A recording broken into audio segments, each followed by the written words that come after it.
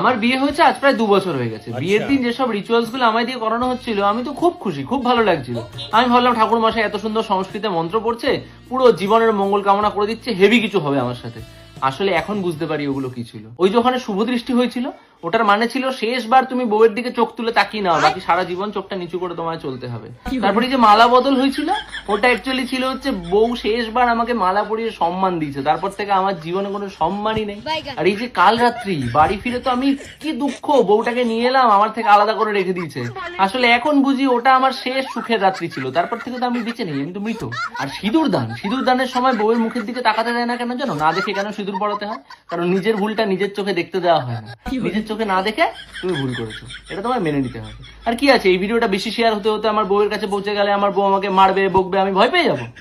অত ভীতু আমি না বাবা, আমি সোজা যাবো, হাত জোর করবো, ক্ষমা চেয়ে নেবো।